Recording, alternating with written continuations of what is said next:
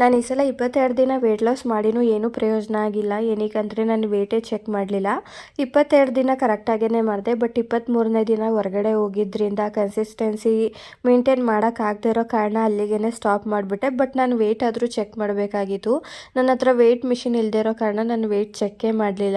ಮತ್ತು ಎಲ್ಲಾದರೂ ಸಿಕ್ಕಿದಾಗ ಮತ್ತು ನಾನು ಅಂಗನವಾಡಿಗೆ ಹೋಗ್ತೀನಿ ಪ್ರತಿ ತಿಂಗಳು ನನ್ನ ಮಗಂದು ಫುಡ್ ಇಸ್ಕೊಂಬರೋದಕ್ಕೆ ಅಂತ.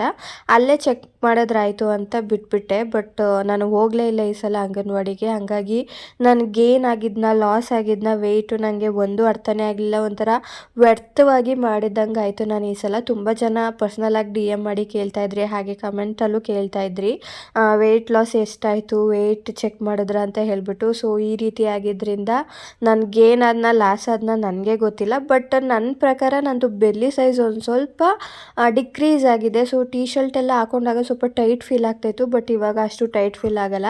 ಹಾಗಾಗಿ ಅದರಲ್ಲಿ ಸ್ವಲ್ಪ ನಾನು ಲಾಸ್ ಆಗಿದ್ನೇನೋ, ಅಟ್ಲೀಸ್ಟ್ 1-2 kgs ಆದರೂ ಲಾಸ್ ಆಗಿದ್ನೇನೋ ಅನ್ನೋದು ನನ್ನ ಬಿಲೀವ್. ಇನ್ನು ನನಗೆ ವೆಜ್ ಸಾಂಬಾರಲ್ಲಿ ಮುದ್ದೆ ಜೊತೆಗೆ ಉಪ್ಸಾಂಬಾರು ಮತ್ತು ಬಸ್ಸಾಂಬಾರು ತುಂಬಾ ಇಷ್ಟ ಆಗುತ್ತೆ. ನಾನ್ ವೆಜ್ಜಲ್ಲಿ ಚಿಕನ್ ಸಾಂಬಾರು ಇಷ್ಟ ಆಗುತ್ತೆ. ನಿಮ್ಗೆ ಯಾವ ಸಾಂಬಾರು ಇಷ್ಟ ಆಗುತ್ತೆ ಕಮೆಂಟ್ ಮಾಡಿ ತಿಳಿಸಿ.